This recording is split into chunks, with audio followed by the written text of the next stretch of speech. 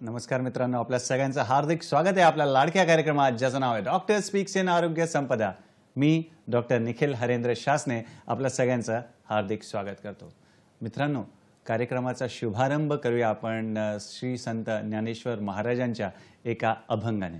अभंग असा आहे, वाजत असे बोंब कोणी नाऐकती कानी, कोणी न ऐकती कानी, हरी हरी न म्हणती, हरी हरी न म्हणती, तयासी थोर झाली हानी, तयासी थोर झाली हानी, उठा उठा जागा, पाठी भय आले मोठे, पाठी भय आले मोठे, पंढरी वाचुनी दुजा, पंढरी वाचुनी दुजा, ठाव नाही कोठे, ठाव नाही कोठे। बोला पंढरीनाथ महाराज की जय। बरोबर मित्रांनो, जन्म मृत्यू जरा व्याधी ह्या दुष्ट चक्रातून जर बाहेर पडायचं असेल तर हरिनामच तारक आहे। त्याच्यामुळे सतत हरिनामाचं स्मरण, हरिधामाचं स्मरण आपण केलं पाहिजे। आणि मित्रांनो, भौतिक जगामध्ये बदल, परिवर्तन हे सतत होतच असतात आणि या बदल कधी कधी आपल्याला कळतात, कधी कधी कळत नाही। त्याच्यामुळे सतर्क राहणं, सावधान राहणं फार महत्त्वाचं असतं। तर जाणकार मित्रांनी आपला आजचा विषय ओळखला असेल। आजचा आपला विषय बदलाशी निगडित आहे। तर पाहूया आजचा विषय काय आहे। आजचा विषय आहे कफाचे विकार आणि हिवाळ्यातून आपण जे उन्हाळ्याकडे जातो याच्याशी निगडित असा आजचा आपला विषय आहे। आणि या विषयावर मार्गदर्शन करायला आपल्याला मुंबईतील वरळी येथील पोदार आयुर्वेद महाविद्यालयातील सहाय्यक प्राध्यापक डॉक्टर संदीप काळे आपल्या सोबत आहेत। नमस्कार डॉक्टर। नमस्कार सर, आपलं स्वागत आहे कार्यक्रमात। नमस्कार, खूप खूप धन्यवाद। मित्रांनो, डॉक्टरांचा परिचय तुमच्याशी करून देतो। डॉक्टर संदीप धनाजी काळे, आपण सहाय्यक प्राध्यापक आहात, रोग निदान विभाग, पोदार आयुर्वेद महाविद्यालय, वरळी, मुंबई येथे। शिक्षणाविषयी सांगायचं झालं तर आपण आपलं BAMS पुणे येथील जे कार्य अष्टांग आयुर्वेद महाविद्यालय आहे या महाविद्यालयातून केलं।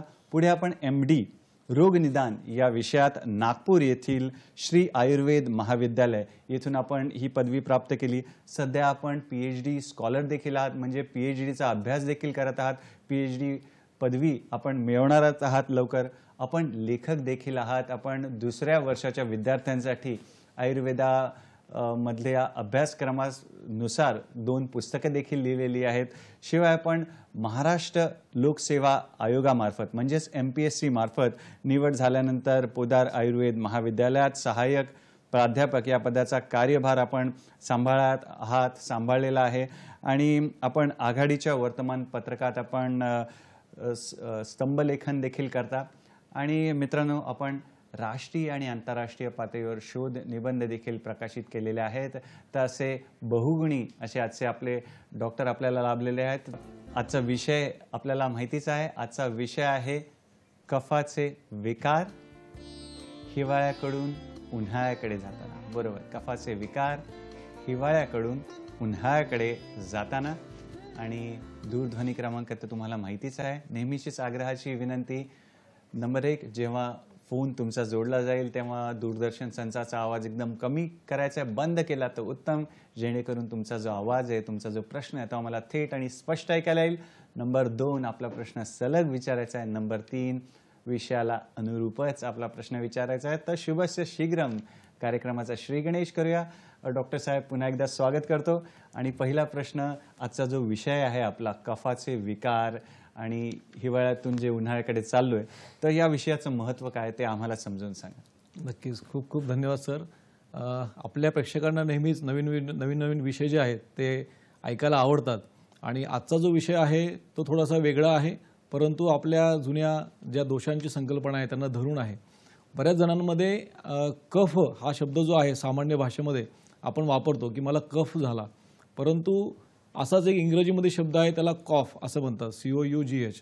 तर कॉफ म्हणजे ती ॲक्शन आहे, रिफ्लेक्स ॲक्शन, म्हणजे आपल्याला घशामध्ये जर काही अडकलं तर खोकला येतो, त्याला आपण म्हणतो कॉफ। बरं। आणि कफ, तर कफ हा जो आहे तो आयुर्वेदातील 3 दोष आहेत, वात, पित्त आणि कफ। तर त्यापैकी कफ हा जो त्रिदोष आहे, तर या 3 दोषांपैकी एक जो जाणला जातो तो कफ, या कफाची आपण माहिती घेणार आहोत। आणि आजचा विषय आपण आज घेण्याचं कारण म्हणजे आपण आता बघतोय की मुंबईमध्ये जे वातावरण आहे ते 22 डिग्री अंशाच्या खाली गेलेलं आहे. म्हणजेच आपण हिवाळ्याचा अनुभव या ठिकाणी घेत आहोत. आणि हिवाळा हा असा ऋतू आहे की ज्यामध्ये वात पित्त कफ यापैकी कफ या दोषाचं प्राधान्य या ठिकाणी असतं. म्हणजे कफ दोष शरीरामध्ये साचायला लागतो आणि त्याचा प्रकोप देखील व्हायला लागतो. तर आता हा जो महिना चालू आहे तर या महिन्यामध्ये साधारणतः कफ हा शरीरामध्ये साचत जातो आणि पुढच्या काही 1-2 महिन्यामध्ये त्याचा प्रकोप व्हायला लागतो, म्हणजे तो कफ वाढायला लागतो. आणि हे दोन्ही कफ जे आहेत या दोन्ही कंडिशनमध्ये कफाला आपण कसं सांभाळायला पाहिजे आणि त्यातून होणाऱ्या व्याधींना कसं सांभाळायला पाहिजे हे आपल्याला बघायचं आहे. आपण जर का मी तुम्हाला इमेज दाखवतो, तुम्ही पीपीटीवरती बघू शकता. तर या ठिकाणी एक झाड तुम्हाला दिसतंय, त्यामध्ये त्याची एक बाजू हिरवी आहे आणि दुसरी बाजू जी आहे ती पानं गळलेली आहे. तर यामध्ये आपल्याला दिसतंय की एक जो भाग आहे तो टवटवीत आहे आणि दुसरा कोरडा आहे. तर आपल्या शरीराला टवटवीत करण्याचं जे काम आहे ते कफदोष करत असतो, ते आपण ह्या ऋतूमध्ये करणार आहोत. आणि याच्यानंतर जो आपला उन्हाळा सुरू होणार आहे त्यामध्ये आपल्या शरीरामध्ये शोषण सुरू होतं आणि त्यावेळेस आपल्याला कफाचे विकार व्हायला लागतात. तर आपण त्या पद्धतीने पुढे कफदोषाची माहिती घेण्यासाठी आणि त्याचे विकार कसे असतात ते माहिती घेण्यासाठी आपण आज या ठिकाणी चर्चा करूया. फारच छान डॉक्टर संदीप हे आपल्याला सोप्या भाषेत सांगताय आजच्या विषयाशी अनुरूप. डॉक्टर साहेब, तुम्ही आम्हाला त्रिदोषाविषयी सांगितलं, तर हा कफ म्हणजे नक्की काय आणि कसं समजायचं त्याला ते थोडं सोप्या शब्दात आम्हाला सांगा. कफ म्हणजे वात पित्त कफ या 3 दोषांपैकी साधारणपणे आपल्याला जर कफ ओळखायचा असेल तर आपण थुंकी आपण ज्याला म्हणतो ती आहे, किंवा नाकामध्ये असणारा ओलावा, डोळ्यामध्ये असणारं पाणी आणि आपल्या शरीरामध्ये जे जलीय अंश भाग आहेत त्याच्या साधर्म्याने हा कफदोष आपल्या शरीरामध्ये राहत असतो. आणि म्हणजे शरीरात या कफाचं काय काम आहे ते देखील आम्हाला सांगा. हे फार अतिशय महत्त्वाचं आहे. कफदोष जो आहे तो आपल्या शरीराची जडणघडण करण्याचं काम करतो. म्हणजे शरीरामध्ये आपण खाल्लेले जे आहार धातू आहे त्यांना एकत्रित आणणे. त्या आहार रसापासून जेव्हा आपले इतर धातू बनतात, रस, रक्त, मांस, मेद, अस्थी, मज्जा, तर त्यांना एकत्र जोडण्याचं काम जे आहे ते कफ धातूचं आहे. म्हणजेच त्याच पद्धतीने त्या धातूंचं स्नेहन करणे, म्हणजे त्यांचं पोषण करणे, त्यांना वाढवणे. आपण लहानपणापासून जे शरीर आपलं वाढत जातं, तर ज्याच्या शरीरामध्ये कफ उत्तम असेल तर त्याच्या शरीराची वाढ ही चांगली होते असं आपल्याला म्हणता येईल. बरं. आणि डॉक्टर साहेब, हा कफ शरीरात कुठे कुठे असतो आणि त्याचे काही प्रकार आहेत का ते देखील आम्हाला सांगा. येस, नक्कीच. हे जाणून घेणं खरंच महत्त्वाचं आहे, कारण की कफ आपल्याला माहिती आहे, परंतु याचे 5 प्रकार आयुर्वेदामध्ये सांगितले आहेत. आपण स्लाईडवरती बघू शकता. तर आपण जर शरीराची आकृती घेतली तर शरीराच्या आकृतीमध्ये आपल्याला हे जे शरीरामध्ये असणारे 5 प्रकार आहेत ते आपल्याला दिसतात. तर आपण जर बघितलं शिरोभागी, शिरप्रदेशी जो आहे तो तर्पक नावाचा कफ असतो. तो पूर्ण शरीराचं, आपल्या मेंदूच्या प्रदेशाचं संरक्षण करणं, त्याचं पोषण करणं, त्याचं तो काम करत असतो. कारण की आपण खूप विचार करतो त्यावेळेस आपल्याला एनर्जी लागते आणि ती एनर्जी लागत असताना त्या ठिकाणी ऑटोमॅटिकली त्याचबरोबर ड्रायनेस, कोरडेपणा येऊ लागतो. तो येऊ नये याचं संरक्षण करण्याचं काम तो तर्पक कफ करतो. त्यानंतर खाली आपण बघू शकता बोधक कफ. तर बोधक कफाचं जे स्थान आहे ते जिव्हा प्रदेशी आहे. तर आपण बोलताना बघा, आता बोलताना किंवा क्रिया करताना आपलं तोंड कोरडं पडतं, तर ते कोरडं पडू नये यासाठी बोधक कफ आपल्याला मदत करत असतो. त्यानंतर आपण जर थोडं खाली गेलो तर आपल्याला त्या ठिकाणी अवलंबक नावाचा कफ दिसतो. तर ते अवलंबक कफ जो आहे तो पूर्ण उरस्थानामध्ये असतो, आपल्या चेस्ट रिजनमध्ये, म्हणजे फुफ्फुस आणि हृदय या ठिकाणी. आणि आपण जर बघितलं तर हृदय हे सतत काम करत असतं. त्यानंतर आपण श्वासोच्छ्वास घेताना आपले लंग जे आहेत ते सतत काम करत असतात. तर सतत काम केल्याने त्यांच्या ठिकाणी कोरडेपणा येतो आणि तो येऊ नये यासाठी या ठिकाणी अवलंबक कफाचं कार्य असतं. आपण थोडंसं अजून खाली गेलो तर आपल्या आमाशय प्रदेशी आणि आपल्या आमाशयाच्या नंतर पूर्ण पचन संस्था जी आपली आहे त्या ठिकाणी क्लेदक नावाचा कफ असतो. त्याचं मुळात काम असतं की आपण जो काही आहार रस घेतलेला आहे, आपण जो काही आहार खातोय, वेगवेगळ्या पदार्थ आपण खातो, तर त्या पदार्थांचं क्लेदन करणं, म्हणजे त्यांना सॉफ्ट करणं आणि त्यांना पचन योग्य आपल्या शरीरामध्ये बनवणं, हे त्याचं काम आहे. त्यानंतर श्लेष्मक नावाचा कफ आहे. तर आपल्या शरीरामध्ये छोटे संधी ते मोठे संधी आहेत, तर त्या सर्व सांध्यांमध्ये हा श्लेषक नावाचा कफ असतो जो आपल्या शरीरामध्ये सांध्यांना बल देण्याचं काम करतो. त्यानंतर ते सांधे एकमेकांना लागून झिजू नये, त्या ठिकाणी कोरडेपणा येऊ नये म्हणून त्यांना पोषण करण्याचं आणि त्यांच्या ठिकाणी तो एक वंगण म्हणून काम करत असतो. तर अशा पद्धतीने 5 प्रकार आपल्या आयुर्वेदामध्ये कफाचे सांगितलेले आहेत. फारच छान डॉक्टर संदीप. तर कफ हा जो त्रिदोषातला दोष आहे तो टवटवीत शरीर ठेवण्याचं काम करतो जर, आणि आपल्याला सांगितलंय तर हा कफ कशामुळे वाढतो आणि कुठल्या ऋतूत वाढतो ते देखील आम्हाला सांगा. सर, हा अतिशय महत्त्वाचा प्रश्न आहे. कारण की कफ जर कसा वाढतो हे जर आपल्याला कळालं तर आपल्याला ते हेतू जर बंद केले तर तो कफ आपल्याला थांबवता येतो किंवा योग्य पद्धतीने तयार करता येतो. तर आपण एक पीपीटी आहे त्या स्लाईडवरती आपण बघूया. तर खूप सारे हेतू आहेत. तर आपण यांना 3 प्रकारामध्ये त्यांची वर्गवारी करूया. तर पहिलं आहे आहारातून होणारे कफाचे विकार.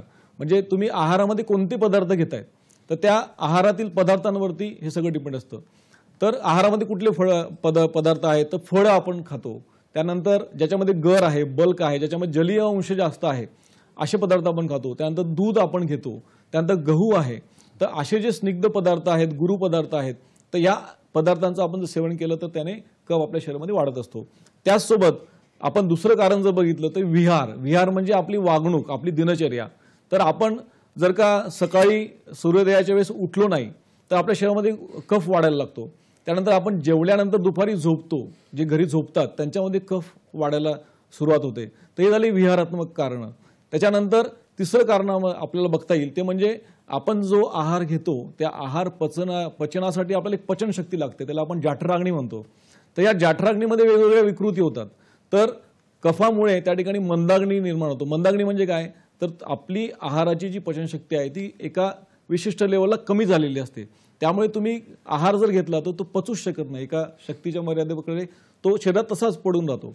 तर याचे आणखी वेगळे प्रकार आहेत. ते म्हणजे आपण जेवण करताना जर आपण आद्यशन करतो. आद्यशन म्हणजे काय तर आपण एकदा एक पदार्थ खाल्ल्यानंतर पुन्हा 10 मिनिटांनी, पुन्हा 15 मिनिटांनी, पुन्हा अर्ध्या तासांनी, 1 तासांनी सारखे पदार्थ खात राहणे याला म्हणतात आद्यशन. तर याने कफ वाढण्याचा शरीराकडे कल असतो. त्यानंतर दुसरं अजून एक कारण आपल्याला त्याच्यामध्ये आहे अजीर्णाशन. म्हणजे आपल्याला बऱ्याचदा कळत नाही की आपण आधीचा जो आहार खाल्लेला आहे तो पचला आहे किंवा नाही पचला आहे. तर आपण तो न पचलेला असताना सुद्धा पुढचा आहार खातो. तर त्यावेळेस आपल्या शरीरामध्ये कफ दोषाची निर्मिती व्हायला लागते. तर अशा पद्धतीने वेगवेगळे कारणं आपल्याला कफवाढीचे बघता येतात. फारच छान. मित्रांनो, डॉक्टर संदीप काळे आपल्याला सोप्या भाषेमध्ये सांगतायत कफाशी निगडीत माहिती आणि काय आपण केलं पाहिजे, काय नाही केलं पाहिजे ते. डॉक्टर साहेब, आम्हाला हे पण सांगा की कफ वाढला हे आम्ही कसं ओळखायचं, त्याच्या लक्षणाविषयी आम्हाला सांगा. येस, नक्कीच. आपण आता कारणं बघितली तर ज्या ठिकाणी आपण असं म्हणतो ना की एखादी ॲक्शन असेल तर त्याची रिॲक्शन असते, त्याच पद्धतीने आपण जर का काही पदार्थ मी जसं सांगितले आता त्या पद्धतीने जर आपण पदार्थांचं सेवन केलं तर नक्कीच आपल्याला कफ वाढलेला आपल्या शरीरामध्ये दिसणार आहे. तर कफ वाढलेला कसा आपल्याला दिसेल तर आपण काही रुग्णांमध्ये बघू शकतो की त्यांना सतत खोकला होणे. तर खोकला होताना या ठिकाणी कफ त्या ठिकाणी त्यांच्यामध्ये असणे. त्यानंतर सर्दी आहे, दमा आहे, आवाजात बदल होणे, तोंडाला वास येणे, नंतर उचक्या लागणे, त्याला आपण हिक्का असं म्हणतो, किंवा ज्वर येणे म्हणजे ताप. तर तापाचे वेगवेगळे प्रकार आहे, परंतु कफामुळे येणारा ज्वर. त्यानंतर शरीरावरती सूज येणे, शिरकशूल होणे म्हणजे डोकेदुखी. तर ही साधारणतः लक्षणं आपल्याला कफ वाढलेली असताना दिसायला लागतात. आणि कफामुळे कुठले आजार होऊ शकतात त्याविषयी देखील आम्हाला. हो, आता लक्षणं म्हणजे काय तर आपल्या शरीरामध्ये ही लक्षणं कमी प्रमाणामध्ये असतात. ती आपल्याला दाखवतात की माझ्यामध्ये काहीतरी बिघाड झालेला आहे. परंतु हीच लक्षणं जर जास्त प्रमाणामध्ये आणि जास्त दिवस राहिली तर ती व्याधीमध्ये रूपांतरित होतात. तर ते व्याधी कोणते तर आपल्याला आपण बरेचदा काही खाल्लेलं नसेल तरी आपल्याला खाल्ल्याची जाणीव होते, म्हणजे पोट भरलेलं असणं, त्याला तृप्ती म्हणतात. त्यानंतर तंद्रा म्हणजे तो व्यक्ती कुठलंही काम करू शकत नाही, सतत त्याच्या डोळ्यावरती झापड असते. त्यानंतर निद्राधिक्य म्हणजे त्यांना त्या रुग्णाला झोप सारखी येते, त्याला आपण कधीही म्हटलं की तू झोप तर तू झोपू शकतो. त्यानंतर अंग जड होणे, तर एक गुरुत्व जडत्व त्या अंगाला यायला लागतं, हे कफ वाढल्याचं लक्षण आहे आणि हे नेहमी असणे. त्यानंतर आळस असणे सतत अंगामध्ये. त्यानंतर तोंडामध्ये आपल्या गोड चव असते. त्यानंतर आपण बऱ्याचशा लहान मुलांमध्ये बघतो की लाळ गळायला लागते, लालास्राव पण त्याला म्हणतो. तर हे सुद्धा कफाचे विकार आहेत. त्यानंतर स्थूलता म्हणजे स्थौल्य, वजन वाढणे, त्याला मोटापा, मेदोरोग, ओबेसिटी आपण असं ओळखतो. तर हे जे लक्षणं वाढत वाढत गेली तर ज्वर आहे, प्रमेय आहे, मूळव्याध आहेत. तर आयुर्वेदिक डॉक्टर जे आहेत ते प्रत्येक व्याधींना वातज, पित्तज आणि कफज असे निदान करून त्याची चिकित्सा करत असतात. फारच छान. डॉक्टर संदीप काळे आपल्याला छान माहिती देत आहेत. मित्रांनो, आपल्याला आपलं शरीर सुंदर ठेवायचं आहे, आरोग्याची संपदा वाढवायची आहे. तर इथे मला श्री संत ज्ञानेश्वर महाराजांचा एक अभंग असा आठवतो. राम बरवा कृष्ण बरवा, सुंदर बरवा बाई अन्नो, केशव बर्वा, माधव बर्वा, गोपाळ बर्वा बाई यांनो. मित्रांनो, वेळ झाली एका छोट्याशा विश्रांतीची. पाहत राहा आपला लाडका कार्यक्रम ज्याचं नाव आहे डॉक्टर स्पीक्स इन आरोग्य संपदा, फक्त आणि फक्त सह्याद्री वाहिनीवर. प्रत्येक घरासाठी, घरातल्या प्रत्येकासाठी.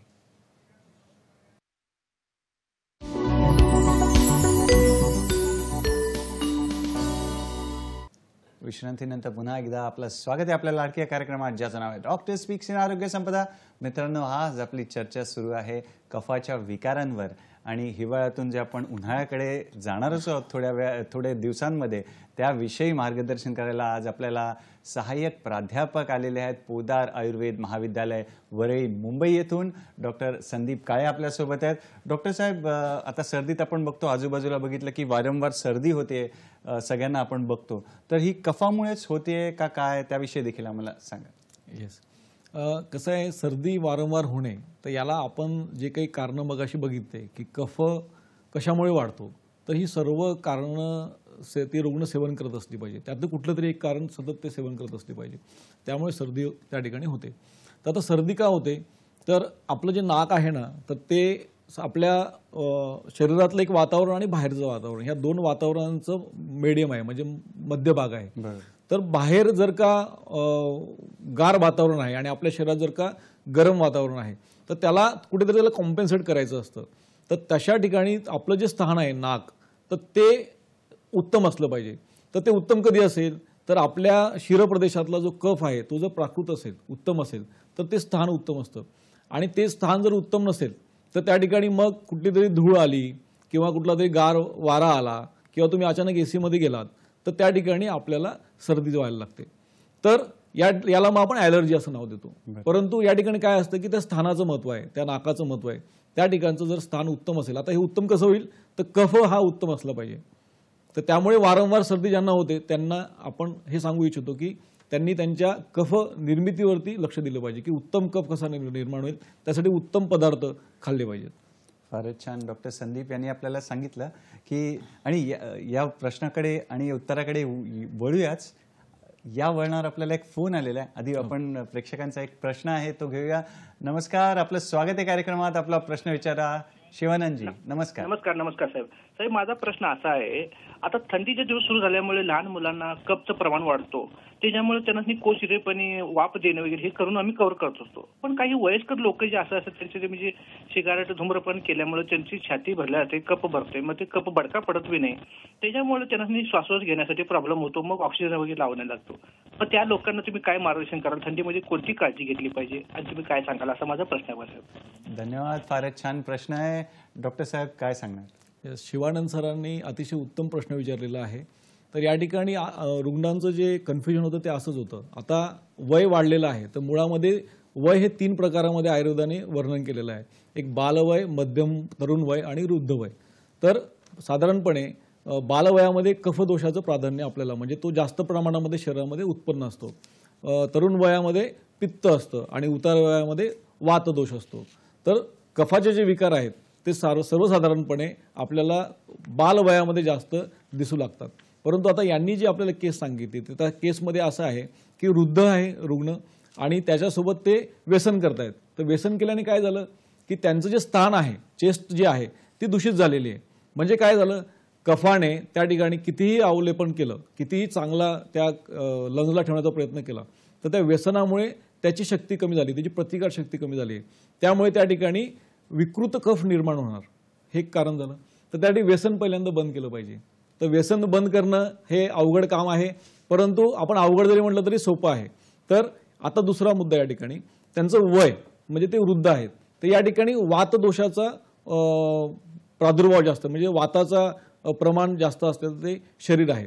तर या शरीरामध्ये आपल्याला वातदोषामुळे कफ विकृत होऊन तो बाहेर येताना दिसतो. तर या रुग्णांना अभ्यंग सांगितलेला आहे. तर तुम्ही चेस्टचा जो भाग आहे, तर तुम्ही मगाशी बोलताना शिवानंद साहेब असं म्हणालात की आम्ही वाफ देतो.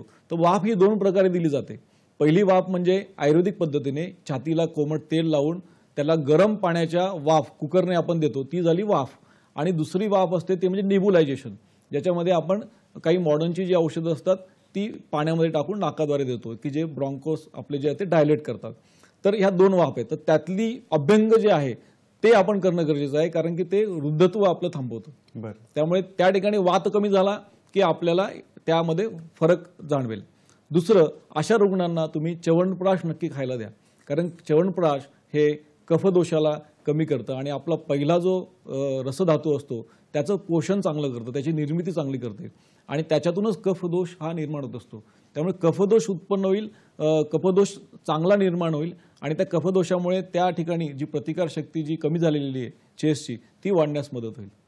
फारच छान. मित्रांनो, असेच तुम्ही छान आम्हाला फोन करून तुमचे मनातले प्रश्न विचारा, निसंकोचपणे विचारा. आणि डॉक्टर साहेब, तुम्ही सांगत होतात की नाक हे प्रवेशद्वार आहे, बाहेरचं वातावरण आहे आणि आतलं वातावरण. तर याशी निगडीत आपली चर्चा सुरू होती आणि वारंवार होणारी जी सर्दी आहे त्याच्यावर काय उपाय आहे त्याविषयी देखील आम्हाला सांगा. हो, नक्कीच. याच्यामध्ये पुढचा असा प्रश्न असतो की बऱ्याच जणांना 12ही महिने सर्दी असते आणि त्या 12ही महिन्यांमध्ये त्यांचं नाक सतत गळत असतं, म्हणजे सतत नाकातून पाणी बाहेर येत असतं. तर मगाशी सांगितल्या पद्धतीनेच नाकातून पाणी येतं याचं कारण का, तर कुठेतरी त्या नाकामध्ये कोरडेपणा निर्माण झालेला आहे. तर तो कोरडेपणा का निर्माण झाला आहे, कारण की कफाची निर्मिती प्रॉपर होत नाहीये, त्यामुळे कफाचा स्निग्ध गुण, पिच्छिल गुण हे त्या ठिकाणी खराब झालेले आहे. तर ते नीट कसे होतील हे आपल्याला बघायला लागतं. परंतु अशा अवस्थेमध्ये जर कफ जास्त निर्माण होतो शरीरामध्ये, तर आपण एक स्लाईडवरती बघू शकता. तर मी स्वतःच त्यामध्ये तुम्हाला दिसेल एक धूमपान नावाची प्रक्रिया आयुर्वेदामध्ये सांगितले. तर ही नस्याचा प्रकार आहे. नस्य म्हणजे काय, तर नाकातून घ्यायचं औषध. तर ज्यांच्या शरीरामध्ये कफ हा जास्त प्रमाणामध्ये निर्माण होतो, पाणी नाकातून जास्त व्हायला लागतं, त्यांना आपण आयुर्वेदामध्ये तुम्ही बघू शकता की एक जी वर्ती आहे ती वर्ती, त्याच्यामध्ये आयुर्वेदिक औषधं जसे की मिरे आहे, सुंठ आहे, दालचिनी आहे, अशी औषधं आपण त्यामध्ये टाकलेली असतात आणि त्याचा त्या वर्तीचा आपण धूर निर्माण करतो आणि तो धूर जो आहे तो सावकाश आपल्या उजव्या नाकपुडीने आणि डाव्या नाकपुडीने आपण आत घ्यायचा असतो.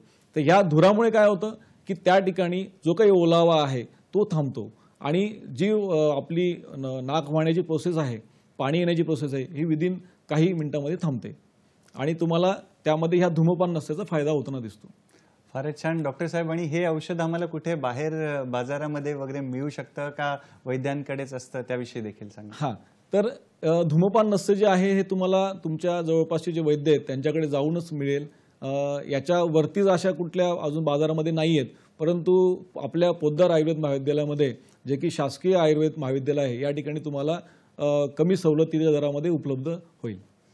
फारच छान. डॉक्टर साहेब, आणि आम्हाला काहीतरी घरगुती उपाय पण सांगा की जेणेकरून या कफाच्या विकाराचा आम्हाला त्रास होणार नाही. तर काही घरगुती उपाय किंवा आजीचा बटवा आपण म्हणतो तशा संदर्भात. येस, त्याआधी आपण थोडंसं एक उपक्रमांकडे जाऊया. म्हणजे कफाचे जर विकार असतील तर आपण कुठले उपक्रम त्यामध्ये केले पाहिजे आणि त्याच्यानंतर मग आपण घरगुती एक छानसा उपाय आपण बघूया. तर सर्वप्रथम आपण उपक्रमांमध्ये वमन, एक पंचकर्मातली क्रिया आहे, त्यानंतर युष, त्यानंतर मध जे आपण नेहमी बघतो आणि खातो ते, आणि मेद कमी करणारी औषधं, त्यानंतर धूमपान जे आम्ही आत्ता तुम्हाला दाखवलं ते, गंडूश, गंडूश म्हणजे काही वृक्ष औषधांचा एक काढा बनवायचा असतो आणि तो तोंडामध्ये ठेवून त्याचे गुळण्या करायच्या असतात. तर त्याच्यामध्ये दोन प्रकार आहे, कवल आणि गंडूश. ते तुम्हाला वैद्य सांगतील तुमच्या प्रकृतीनुसार आणि लक्षणानुसार. आणि सर्वात महत्त्वाचं म्हणजे अंग मेहनत करणे. अंग मेहनत म्हणजे काय, तर आपल्याला अंग मेहनत शेतात वगैरे कामं करायची नाही, तर आपण घरी व्यायाम करू शकता, सूर्यनमस्कार करू शकता, तुम्ही योगा करू शकतात, नाही तर आपण एक चालण्याचा तरी व्यायाम नक्की करू शकतो. तर ही साधारणपणे उपक्रम याच्यामध्ये आपल्या कफाची सांगितलेली आहेत. फारच छान. मित्रांनो, घरी सगळ्यांनी मदत करायचं आहे म्हणजे आपोआप थोडासा व्यायाम पण होणार आहे घरच्या कामांमध्ये.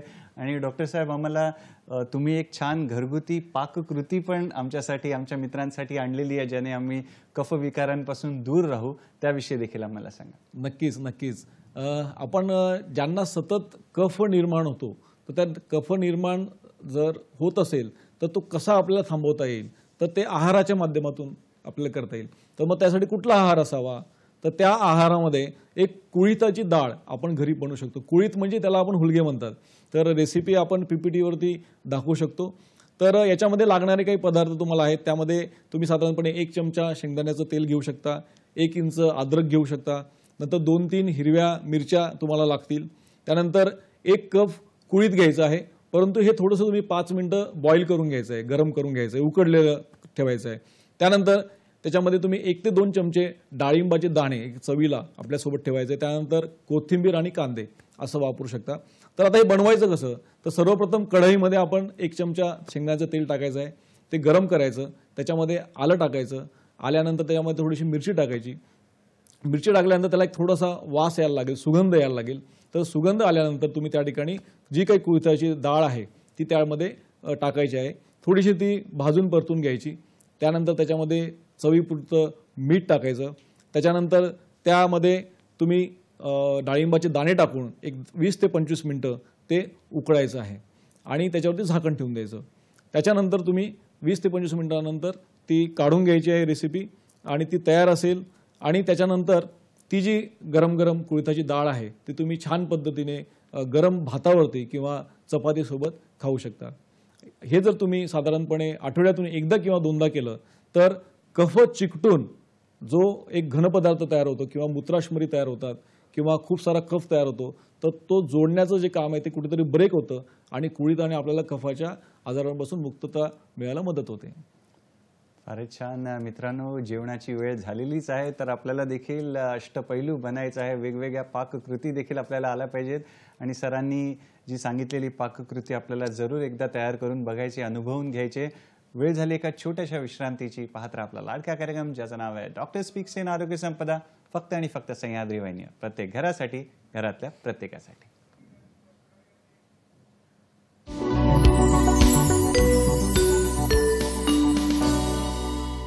विश्रांतीनंतर पुन्हा एकदा आपलं स्वागत आहे आपल्या लाडक्या कार्यक्रमात ज्याचं नाव आहे डॉक्टर स्पीक्स इन आरोग्य संपदा.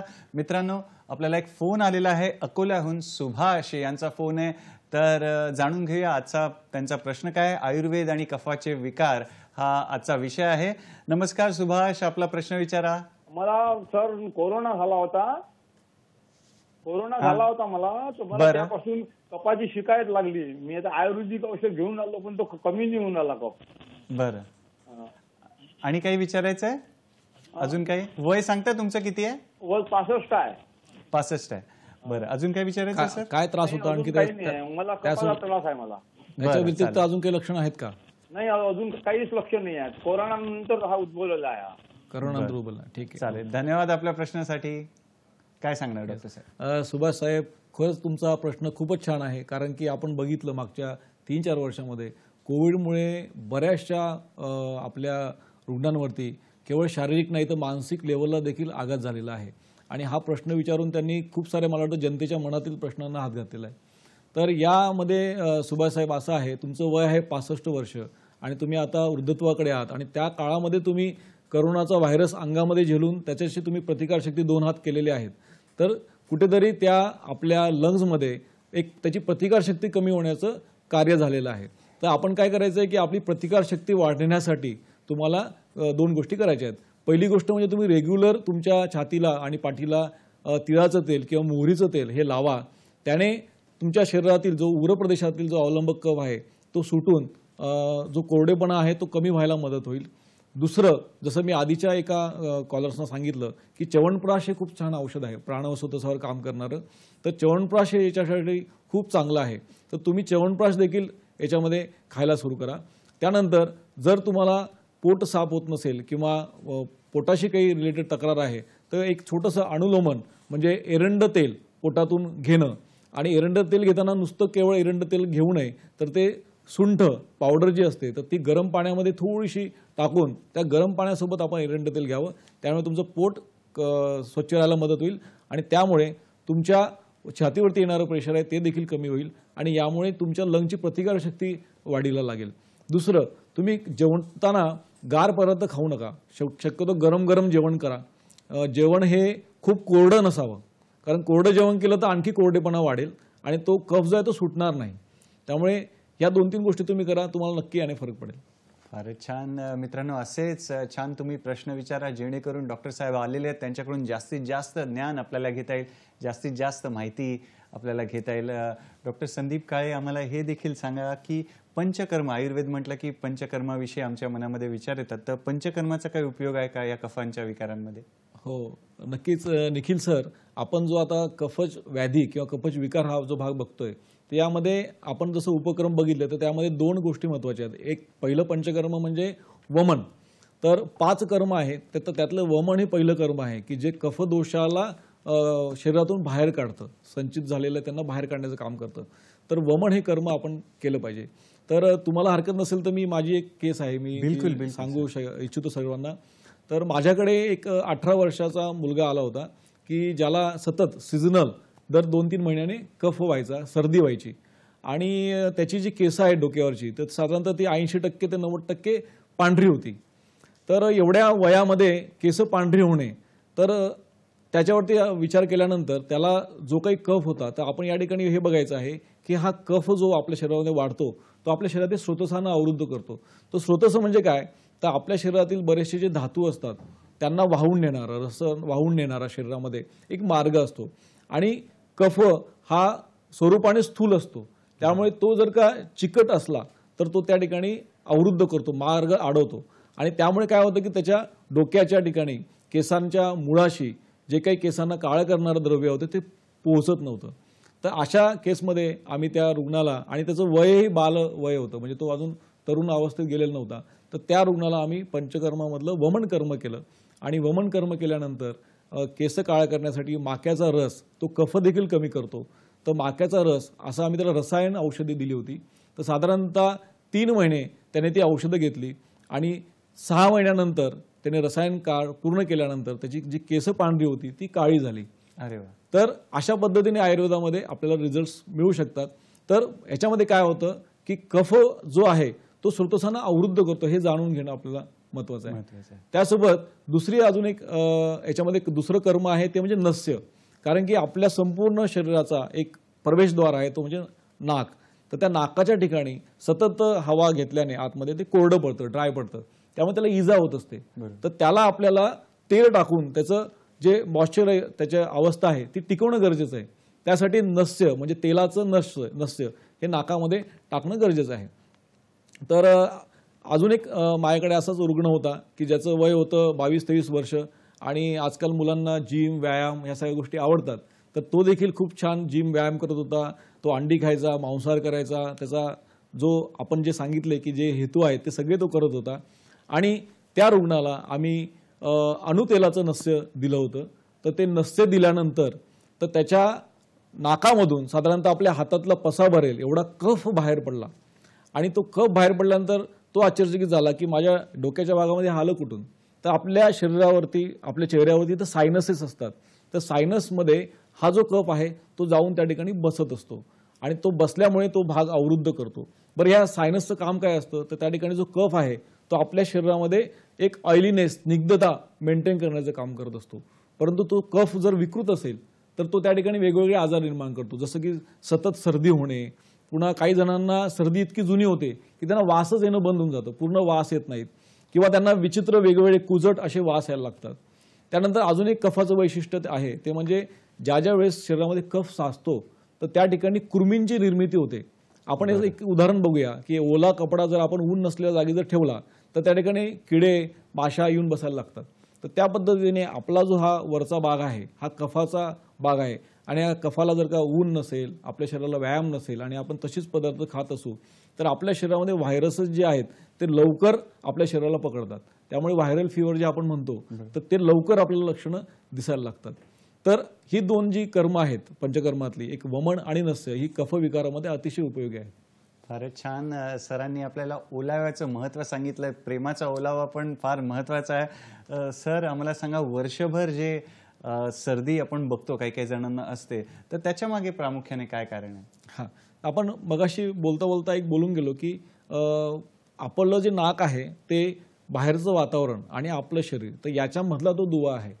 तर त्या ठिकाणी काय होतं, साधारणपणे जी सतत सर्दी होणारी जी लोक असतात, एकतर ती एका जागीच बसून राहतात, ती खूप फिरत नाहीत, किंवा याच्या विरुद्ध पण असतात की खूप प्रवास करणारे असतात.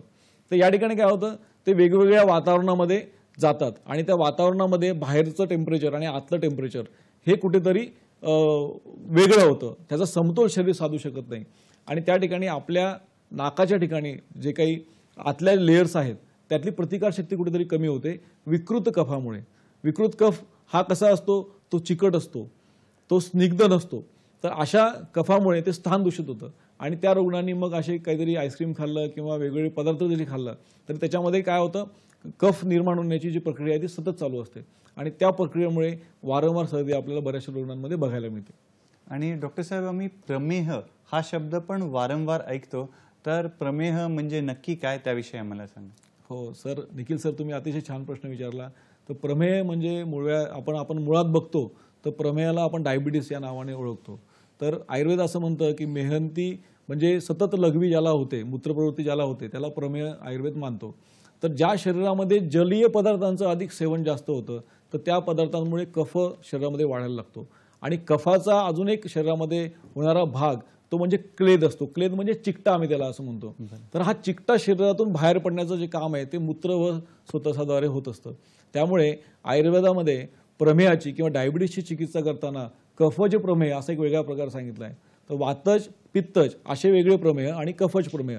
तर हा कफ जर का आपण बघितला तर कफदोषाची कारणं जर तो रुग्ण जास्त सेवन करत असेल तर त्या रुग्णामध्ये कफज प्रमेह आपल्याला बघायला मिळतो आणि त्याची चिकित्सा मग बदलते त्याला. आणि आपण आता बघितलं तर बऱ्याचदा समाजामध्ये असं बघतात की प्रमेह असेल तर डायबिटीस असेल त्याला पाणी जास्त आपण प्यायला सांगतो. तर या केसमध्ये पाणी जास्त देऊन चालत नाही, कारण तो पाणी जास्त पेईल तर कफ जास्त वाढेल आणि कफ जास्त वाढेल तर त्याची शुगर कमी होण्याच्या ऐवजी ती वाढत जाईल. तर या ठिकाणी आपण प्रमेहाला अशा स्वरूपात बघू शकतो. बरं, आणि अजून काही संबंध सांगता येईल प्रमेह आणि कफाच्या संबंधानिगडीत किंवा अजून काही सांगता येईल आपल्याला? हो, आता कसं असतं, आपण जे काही हेतू सेवन करतो तर त्या हेतू सेवनमध्ये आपल्यामध्ये आपण बघतो की प्रमेह म्हणजे काय, तर आपल्या रक्तातली साखर वाढणे. तर साखर कधी वाढते तर त्याचं व्यवस्थित डायजेशन म्हणजे रूपांतर आपल्या शरीरामध्ये होत नाही तेव्हा. तर यामध्ये दुसरं अजून एक कारण आहे ते म्हणजे व्यायाम न करणे, सकाळी उशिरा उठणे, दुपारी झोपणे. तर हे जे हेतू आहेत हे हेतू काय करतात तर त्या रुग्णातली जी साखर आहे याचं रूपांतरच होऊ देत नाही. तर त्याच्यामुळे त्या रुग्णांमध्ये प्रमेह म्हणजे मधुमेह, शुगर, साखर ही वाढत जाते. फारच छान डॉक्टर साहेब. या वळणावर आपल्याला फोन आलेला आहे, बीड येथून फोन आलेला आहे. प्रदीप यांचा फोन आहे, बघूया प्रश्न काय. नमस्कार प्रदीप, आपलं स्वागत आहे कार्यक्रमात. आपला प्रश्न विचारा. हे दमछाट होती थोडी. हा, तर चालता वेळेस थोडा दम लागतो, एखाद्या वेळेस काम करताना पण दम लागतो. बरं. आणि एखाद्या वेळेस समजा जास्त एखादं काही टेन्शनचं काम असेल, टेन्शन आलं असेल, बरं, तर त्याच्यामुळे सुद्धा दमछाट होते. बरं. साधारण वय किती आहे तुमचं? 60 वय. आणि कधीपासून त्रास आहे, किती दिवसापासून आहे प्रदीप साहेब? आपल्याला किती दिवसापासून हा त्रास आहे? 5-6 वर्षापासून होत आहे. 5-6 वर्षापासून आहे. बरं, ठीक आहे, ठीक. आणि काय विचारायचं आहे? नाही, ठीक आहे. ओके, धन्यवाद आपल्या प्रश्नासाठी. सर काय सांगणार? तर यामध्ये आपण आता बघितलं की हे पण साधारणतः 65 म्हणजे वातज काळातले रुग्ण आहेत या ठिकाणी आणि यांना दम लागतोय. तर दम लागणे म्हणजे काय, तर आपल्या फुफ्फुसामध्ये आपण जेव्हा श्वास घेतो तर आपल्या फुफ्फुसामध्ये हवा आपण आत घेतो, ऑक्सिजन आपण आतमध्ये घेत असतो. तर आपल्या निसर्गाने आपल्या शरीरामध्ये रचना केलेली आहे की हवा फुफ्फुसामध्ये आली पाहिजे आणि त्या ठिकाणी ऑक्सिजन आपल्या रक्तामध्ये गेला पाहिजे. तर त्या ठिकाणी फुफ्फुसामध्ये आपल्या जो काही कफ आहे याचं जर प्रमाण वाढलं तर ऑटोमॅटिकली आपल्या शरीरामध्ये हवा जी आहे ती कमी प्रमाणात जाते आणि कमी प्रमाणात गेल्यामुळे आपल्याला ऑक्सिजनची कमतरता भासते आणि त्या ठिकाणी दम लागू शकतो. तर आता याच्यामध्ये कफ हे पण एक कारण असू शकतं किंवा हृदयाशी रिलेटेड पण कारण असू शकतं किंवा पोट साफ न होणे अशी पण त्याच्यामध्ये वेगवेगळी कारणं असू शकतात. परंतु जर दम लागत असेल तर याचं सर्वोत्तम औषध म्हणजे तुम्ही छातीला तेल लावायला सुरू करा, अभ्यंग करा छातीला, त्या ठिकाणी तेल लावून ते शेकलं पाहिजे.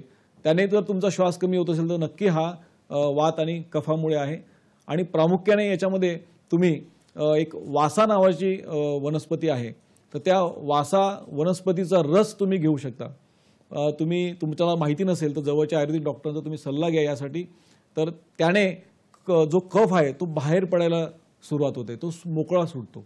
फारच छान. मित्रांनो, डॉक्टर संदीप काळे आपल्याला छान माहिती देत आहेत. बऱ्याचशे जे पेशंटचे, रुग्णांचे अनुभव देखील सांगतात. अकाली वृद्धत्वाविषयी पण सांगितलं आणि तुम्ही पण असेच आम्हाला फोन करून प्रश्न विचारा. वेळ झाली एका छोट्याशा विश्रांतीची. पाहत राहा आपला लाडका कार्यक्रम डॉक्टर स्पीक्स इन आरोग्य संपदा.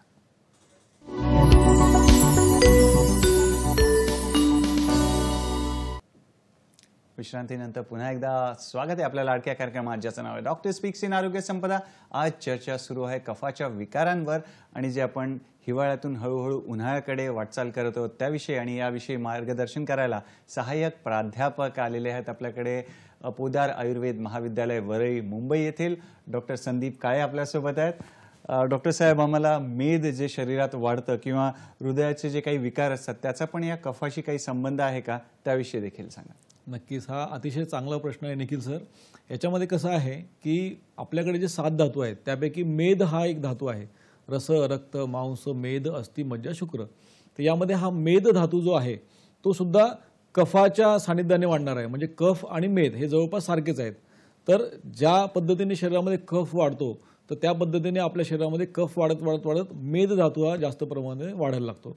तर जे गुण कफ दोषाचे असतील तेच साधारणतः तो मेद धातूकडे पुढे पुढे नेत असतो.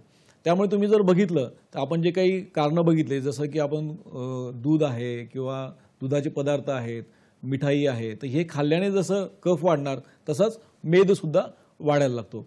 आणि पुन्हा विहाराची जी कारणं आपण याच्यामध्ये बघितली तर व्यायाम बिलकुल नसणे, अंग मेहनत नसणे, त्याच्यानंतर सकाळी उशिरा उठणे, दुपारी झोपणे, या सगळ्या कारणांनी शरीरामध्ये विकृत मेद वाढायला लागतो. बरं, मेद जो आहे तो आपल्याला प्राकृत पाहिजे आहे शरीरावरती, कारण त्याचं खूप मोठं काम आहे. परंतु आपण विकृत कफाबद्दल बोलतोय. आता हृदयाचं तुम्ही सर विचारलं तर यामध्ये कसं आहे की हृदयविकारामध्ये जे आपल्याला आपण बघतो की हार्ट ब्लॉक असेल तर त्यामध्ये मेदाची गुठळी अडकली आहे किंवा रुग्णाला हार्टचे रिलेटेड प्रॉब्लेम्स आहेत, श्वास घ्यायला त्रास होत आहे. तर या केसमध्ये हा जो विकृत मेद आहे तो वाढलेला असतो. तर आपण कफविकाराची जर चिकित्सा केली किंवा कफ आपल्या शरीरामध्ये चांगला निर्माण व्हावा यासाठी प्रयत्न केले तर आपल्या शरीरात जो मेद आहे तो देखील चांगला निर्माण होईल आणि हृदयविकाराची शक्यता सुद्धा आपल्या शरीरामध्ये तेवढीच कमी होईल.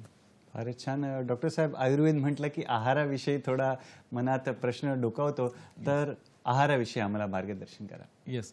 तर आहारामध्ये आपण वेगवेगळी कारणं बघितली, परंतु याचा एक छोटा समारोप जो आपल्याला करायचा असेल तर आपल्याकडे नेहमी भारतामध्ये आणि प्रामुख्याने महाराष्ट्रामध्ये षडरस चवीचे जेवण घ्यायला सांगितले.